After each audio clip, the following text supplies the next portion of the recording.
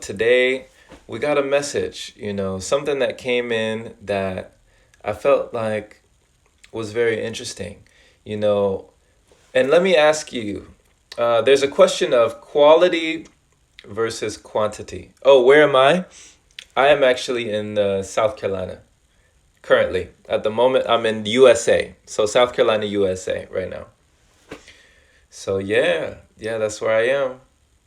So let me ask you, my friend, when it comes to quality versus quantity, which one do you usually take? Which one do you feel is more important in accomplishing different tasks? Quality or quantity? Comment below, let us know which one do you feel is more important when it comes to reaching what you're looking to reach for and getting the job done in your life. Quality or quantity? Which do you focus on the most? Would love to know. All right. Chronic Prince says quality. Okay, quality. And there's definitely an argument for that, you know. But it's interesting, a lot of people will say quality, a lot more than most, I will say quality. And Shaman says quantity has its place for sure. Mm. The quantity is emphasized in society. Is it? I thought that quality, but okay, I can see where you would say that too. you know, that quantity is emphasized. Hey, what's goody? Thank you for joining. Yeah, we're talking about the subject of quality and quantity. Now, I know a lot of people in my circle will usually say quality, you know. They'll usually be like, "Oh, quality is important. You want things to be quality." But I know in my life, in the past, being a chronic procrastinator, quality was very daunting for me. It would actually be a form of encouraging even more procrastination with that imposter syndrome of needing things to be quality before I even did them. Before I would create something and release something or even get up to do something out of my comfort zone, I would think that it needed to be quality or I needed to be quality, right? You would think that, I can't release this book until it's quality, right? Or, oh, I can't even begin this book until I'm quality. Or, oh, I can't do this talk until I know enough to do it, right? I need to be an expert. That's one of the imposter syndromes. There's the perfectionist, which I definitely was. If you can identify with being a perfectionist, things, it has to be right, you know? I have to get it right. I can't get it wrong. Or the expert. I need to know more, right? Before I even begin, I have to know.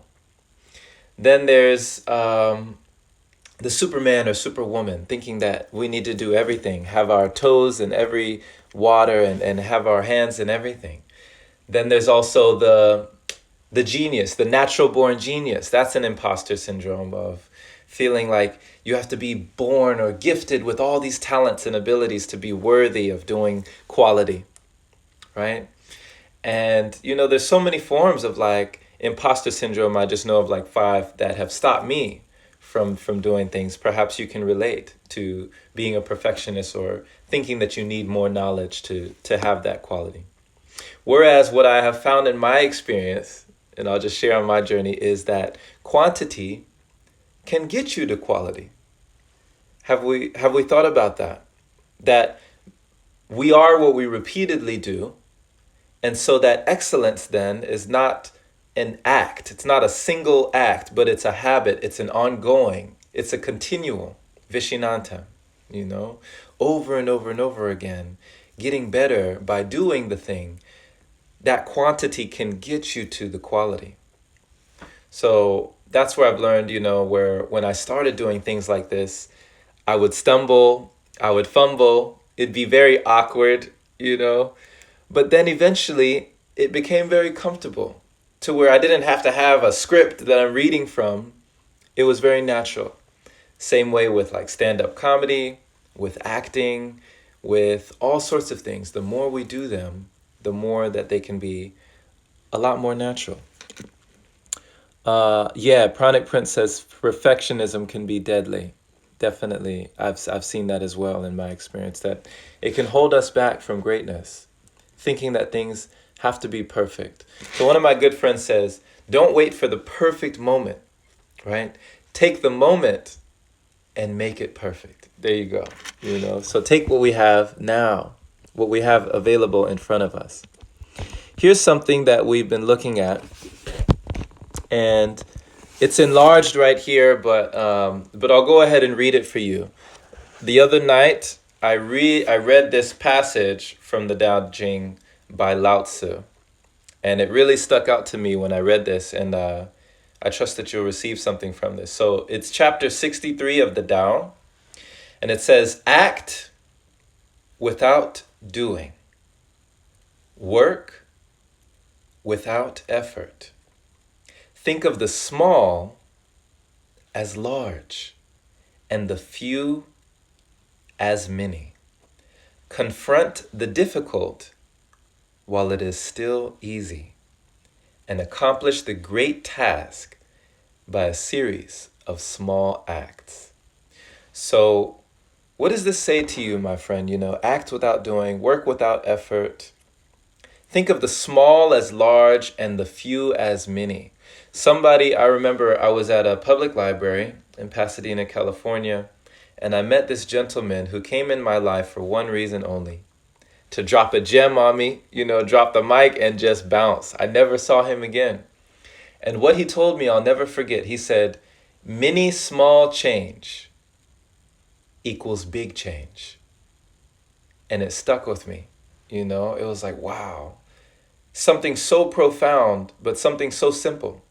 Many small change equals big change. Just like it says here in the Tao, think of the small as large and the few as many. Accomplish the great task by a series of small acts.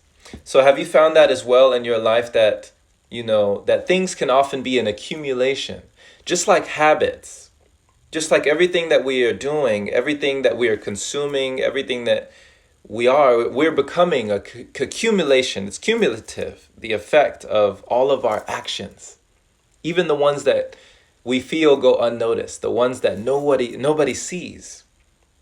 Character and integrity, what we do behind closed doors, what we do when we're away from the limelight, when we're away from social media. How does that factor into who we are becoming?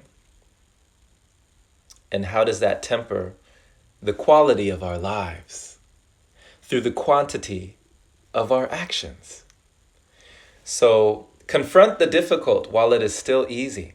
That's a big one too.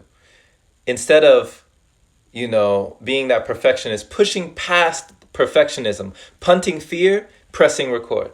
I tell myself this, just do it, right? Like Nike. It's so simple, it's too simple sometimes. But confronting the difficult, do the difficult while it is still easy. Have you found this to be so in your life, that there have been so many times where you're like, I could do this, but I could always do it later. Putting things off till someday, that day that's not on the calendar. They say a lot of us, we live on someday I'll. I know I was there. Someday I'll do this. Someday I'll go after it. Someday I'll achieve this. Someday I'll travel there. Someday, I'll meet these people. But we're making that someday today. So quality can be achieved through quantity. It's just another perspective that you can get to that quality in your life through the quantity of your actions. You can learn on the go. I learned this also by Grant Cardone, the 10X rule. He's all about doing all these things and commit first, figure the rest out later, he says. There's an argument for each, There's an argument for the spray and pray approach or the sniper approach when it comes to doing things. But I also respect that through these different perspectives, we can achieve different ends. You can get to the peak of the mountain by going up a different side. So where some people are very patient, very calm, very centered, and they will only make a few decisions, and they will make those few decisions very quality. There's other people that are more, spirited in the sense that they will do things until until. And I feel like I've been on both sides. Which side do you feel like you are most on? That side that will commit first and figure the rest out later? You know, like it's better to apologize later than it is to, it's better to do something and then just say, you're sorry or whatever, rather than waiting and waiting and waiting. You just take action, because that is half of attraction, is action. So yeah, knowing thyself is very important. Hey, Zay, what's happening? We were just having a conversation. So we were talking just now about quality and quantity, and how a lot of the actions, the simple everyday things that we do, are adding up, the cumulative effect. And at some point, there's a bell curve. It's like compound interest. And you never know when that point kicks in for you. It's like even going to the gym, you're doing something so simple. You're working out just a little bit, a little bit, a little bit, a little bit. And at first, it doesn't seem like anything's happening. You look in the mirror, you don't really see any results. And all of a sudden, one day, boom, it goes straight up like a rocket ship. You see all these, like, wow. And a lot of times, other people see it before you see it sometimes. So, yeah, accomplish the great task through a series of small acts. Confront the difficult while it is still easy. Do you feel like this is an easy time in your life? Or do you feel like this is a really difficult time for you right now? Like, let me ask you, comment down below, let us know. What do you feel like in this period of your life? Is it easier to do the things that you said you were going to do? Is it easier to go after those goals that you've always wanted? Or is it hard right now for you? Because for me, honestly, I feel like this is one of the easiest times to go within. This is one of the easiest times to cultivate, one of the easiest times to work on myself and temper myself and polish myself in a way that you can come out shining. Your own chrysalis process, going into that cocoon, coming out a butterfly, And you don't have to tell anybody else. It could just be you and you, through your own process, your own metamorphosis. So understand that we can get to that quality through quantity. It's just another perspective, another way. But the journey of 1,000 miles begins with that single step, putting one foot in front of the other. That's how you can get to your Mount Olympus. As long as you can see where you're going, how can you not get there? So thank you so much. This has been a message for you. And let me see here down in the comments, we got a lot of folks here. Awesome. Thank you for joining so much. Yeah. Harmonious Hermit says, building that muscle memory, bio-regenerating and restructuring yourself. We are restructuring ourselves all the time, Even from the time you started talking, you're already a different person. By the time you entered this, you're already different. Every breath is new. Harmonia said, all you have is the now. Remembering this more and more. Yeah, so many reminders to keep us in the present moment. Opening the gift, with the breath. Breath Messiah Aze said, know thyself, then you know how your body and mind should respond and react. Exactly. Half of attraction is action. You know it. How can you attract without action? That's kind of like the law of karma, the law of cause and effect. We pay more attention to the effect than we do to the cause. A lot of times we don't even know what the true cause was that got that effect. But we're looking for these results. We're looking at the peak of the mountain, but we're forgetting that the way we get there is through those small steps. The causes, causality. Like the Merovingian said in The Matrix, causality. Zay says 30 minutes of doing greater than 30 hours of planning. Consistency of energetic frequency, creating strong bonds. Yeah, I'm definitely of the same mind. And I didn't used to be, but I came into the realization that for me, for my personality, 10 minutes a day is better than 70 minutes a week. I can do something in a huge spurt for 70 minutes and feel really pumped, feel really good. But if I don't have that consistency, it burns out pretty quickly. I don't feel like doing it. Whether On the other side, of the flip side, if I do something consistently over time, you can build that willpower through habits. So yeah, I'd say 10 minutes a day is better than 70 minutes a week, if that makes sense. To create those bonds, to connect those neural pathways, because the wires that wire together the neurons in our brain. We're always being stimulated. We're always creating new pathways in the mind. Zay says it's ease because of my mind. Yeah, awesome. Harmonia says, oh, blessed. Hey, well, blessings for you for staying. Thank you. And eternal risings to you. Hey, Maury, there's a change I have to make that seems hard. What is that change you feel like you have to make, and why do you feel like it's hard? I think Zay was talking about this too when he said, we could stop saying that things are difficult altogether. That's another practice. Start or try for 1 week not saying anything is hard. Nothing is difficult. Everything is easy. Just like Jim Rohn, he said, it's easy to do, it's easy not to do. Anything that's easy to do is also easy not to do. It's easy for me to wash these dishes, but it's also easy just not to. It's easy for me to go live and talk to you, but it's also easy for me not to. It was just as easy for me to press this button as it is for me just not to. So nothing is difficult. Nothing is hard. Hey, Loon. Loon said it's easy once I'm doing the small acts, but before I do that, old habits come up that make it hard. Sometimes when I know it's close to breaking. Whew. Mind over matter. That's interesting, that you say that, Loon, because, in my experience, willpower hasn't really done it for me. What's happened exactly is through that consistency, through doing the small acts that built up. It's like you think of like an ink bottle full of ink, like black or blue ink, and to clear that ink bottle, you pour clear water into that bottle, and you just keep pouring water into that bottle over and over. And as that bottle empties, you'll see it getting clearer and clearer. At first, it's going to look inky, it's going to look black, it's going to look dark. But just keep on pouring that new water in there, and eventually it gets cleared out. So this is kind of like what we do with our habits, what we do with the changes that we make. They say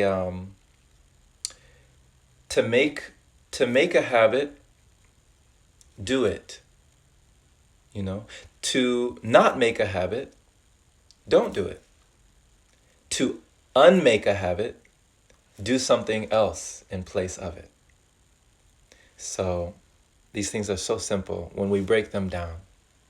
So thank y'all so much. You can accomplish so many great tasks through just the small acts that you do each day.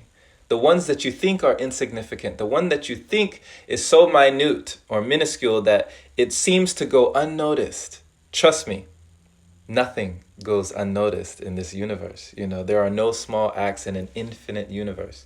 And you are infinite. There's a whole universe in you. So everything you do creates a ripple effect within your water and within the water all around us. We can all feel it. So continue to do those small acts, those small actions. Continue to strengthen those habits. Continue to build those mental muscles in your mind that says, I can do it. Yes, I can. I believe in myself. And continue to build that confidence by following through. What I'm learning about willpower is that it can be developed by finishing what you started. How many books have you started and put it down? You never finished. How many movies have you started? You turned it off. You didn't finish. How many times have you maybe sat down to write something and you started, but you didn't finish? So many times I just didn't finish. But I finished when I played video games, and I finished when I was like doing other things, right?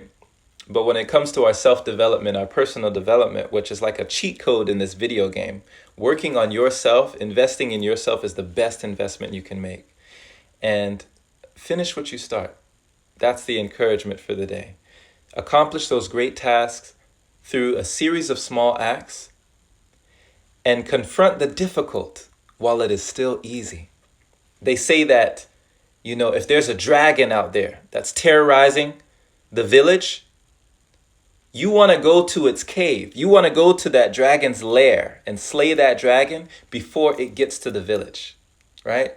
Confront the difficult while it is still easy, So that can be used in so many moments in our life.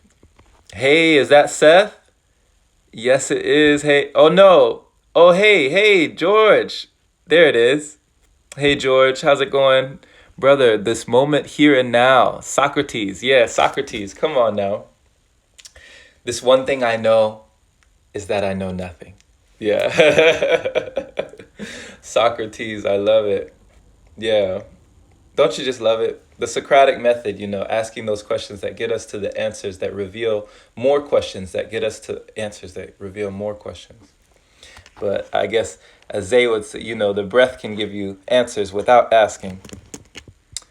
Devon says, yeah, what you do frequently becomes your frequency. Exactly, brother. Yeah, everything that we do counts. Everything you do counts in this life. And Maury says, thank you all. You guys rock. You rock, Maury. Thank you for being.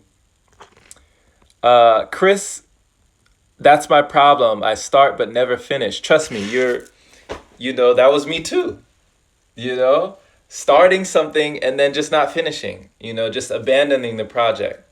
Now, there's books like Seth Godin that talk about the dip, knowing when to keep going and when to quit, when to let go. So there's two sides to every coin. Some people will say, never quit, never give up, never surrender. And then there's others that will be like, you know what? Quitting while you're ahead isn't really quitting, Going to something else, shifting, just pivot. Sometimes it's wise to pivot when something is not getting you where you're wanting to go. But then there's also that perspective that maybe you just didn't dig deep enough. Like the guy, you've seen the meme with the two guys on the top and bottom level. They're in the underground and they're pickaxing. They're just chopping at this rock.